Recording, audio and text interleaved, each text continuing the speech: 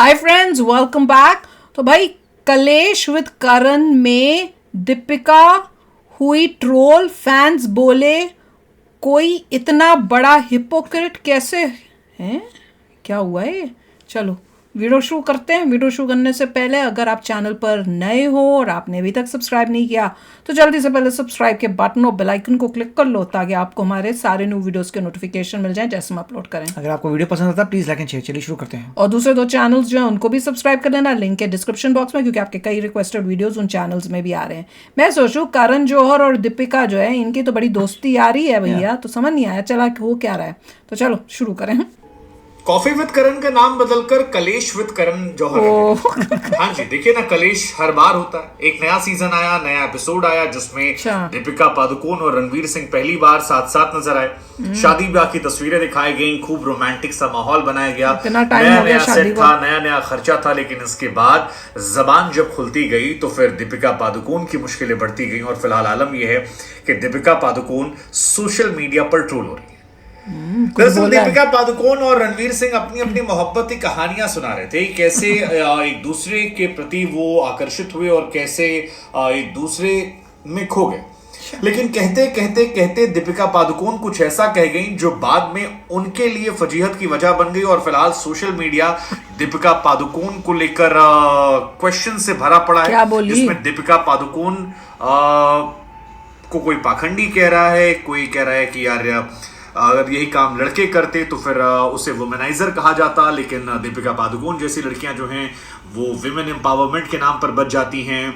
कई लोगों ने कहा कि दीपिका एडल्ट्री को या रिलेशनशिप की जगह सिचुएशनशिप को जस्टिफाई करने की कोशिश कर रही हैं।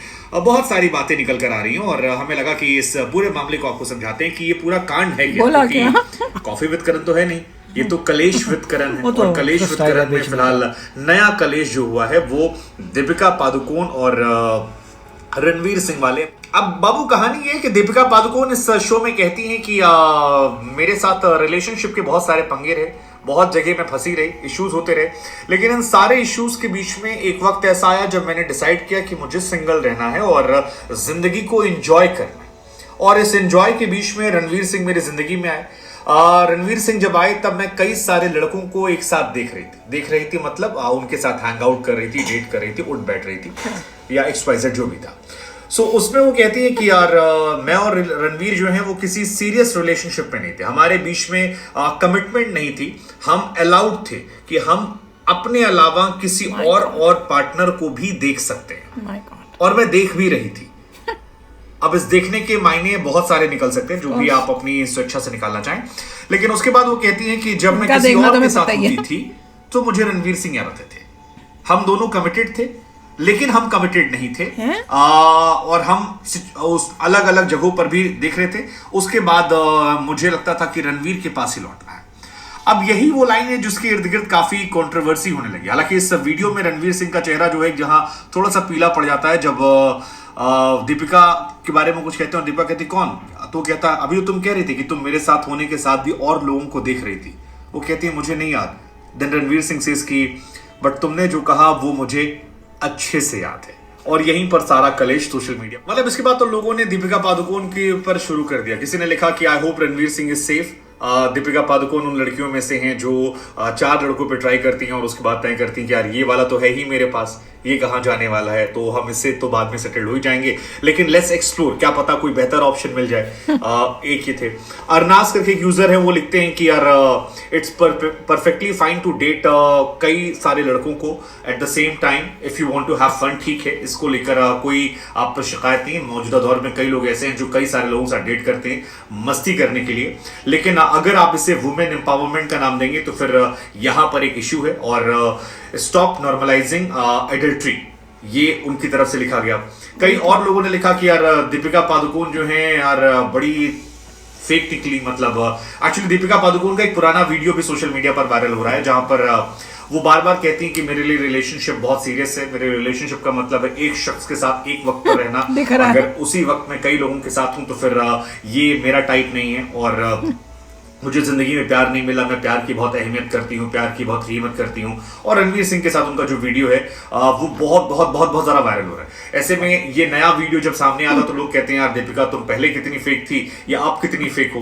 सो ये बहुत सारे ट्वीट आ रहे हैं। कीर्ति करके एक यूजर है, वो लिखी कि क्या नाम है, biggest hypocrite of our generation is Deepika Padukone. अब कांड इसके बाद सोशल मीडिया पर लोगों ने और काम शुरू कर दिया। कई लोगों ने तस्वीरें निकाल दी कि दीपिका पादुकोण अपनी शादी के बाद भी रणवीर सिंह को जाकर हक कर रही हैं, शाहरुख खान को किस कर रही हैं। वो भी तस्वीरें बहुत सारी वायरल हो गई।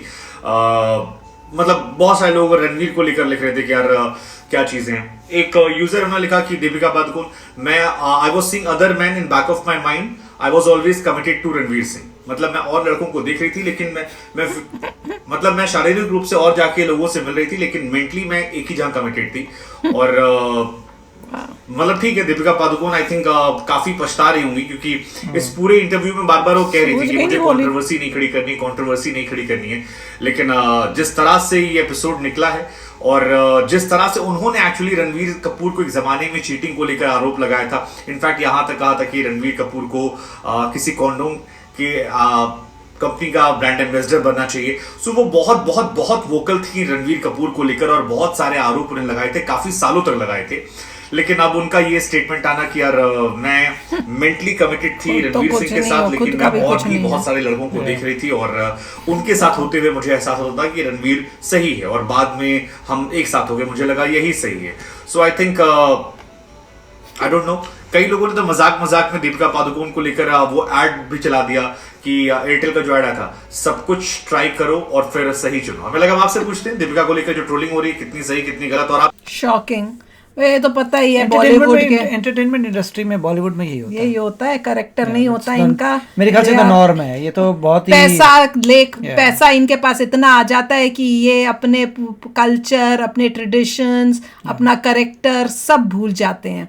इसने एक वो कौन सी मूवी की थी, इतनी गंदी थी, जी से कोई नाम था उस मूवी का, ये करण जौहर ने शायद बनाई थी या कुछ उस टाइप से था। इतनी गंदी मूवी, मैं तो कह रही थी हमारी सोसाइटी को पोल्यूट कर रहे हैं ये लोग। जितने भी स्ट्रगलिंग एक्टर्स हैं उन्होंने यही बोला है कि भैया ये तो नॉर्म है बॉलीवुड का, अगर आपको आगे बढ़ना है आपको यही करना पड़ता है, अदरवाइज चांसेस नहीं है। तो देखिए रहा इनका क्या करेक्टर है, काफी सारी स्ट्रगलिंग है, काफी सारे लोग हैं जिनके मुंह से निकल जाता है कि that is the only way. क्या पता क्या खा के आई थी, क्या लिया हुआ था जिसकी वजह से दिमाग भी ठीक नहीं था और मुंह से निकल गया। कंगना रनौत ने भी यही कहा था कि जब मैं स्ट्रगल करी थी मेरे साथ ये हुआ, ये हुआ, तो that is what she saying कि ये नॉर्म है अगर आपको आगे बढ़ना है।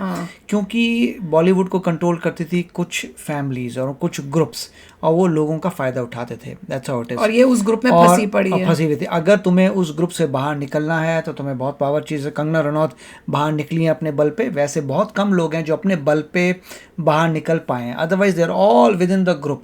और उसमें ये नॉर्मल उन्होंने पूरा बना दिया, पूरा नॉर्म।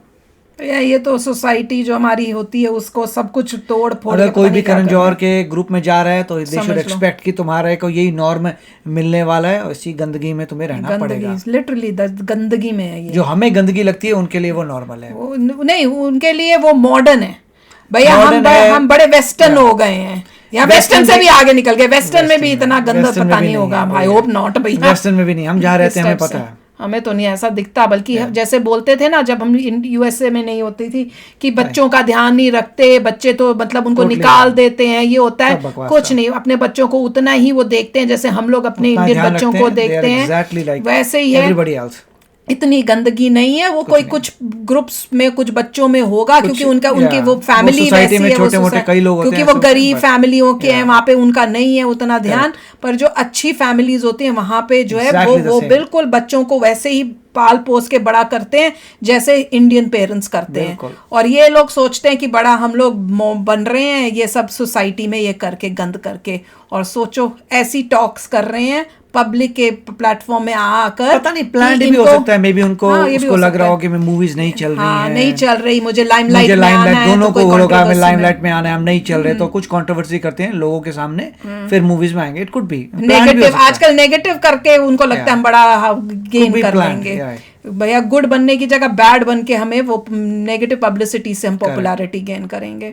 पर गंद तो है ही यार बॉलीवुड में, और ये दिख ही रहा है जिस तरह से ये बातें कर रही हैं, किस फैमिली से आई थी, वो सब पैसा और वो सब में रह कर सब भूल जाना, सब कुछ गलत मलत करना। एनीवे हमें क्या है भैया, ये जाने इनकी लाइफ जाने, ठीक है ना। तो चलो शेयर करना अपने थॉट्स, चलते हैं, मिलेंगे नेक्स्ट वीडियो में बहुत ही जल्द। Till then take care and bye bye. तो अगर आप मेरे इस चैनल पे नए हो तो जल्दी से सब्सक्राइब के बटन को हिट करो और बेल आइकन को क्लिक करो, ताकि आपको मेरा जब नया वीडियो मैं लगाऊं आपको उसके बारे में जल्दी से पता चल जाए।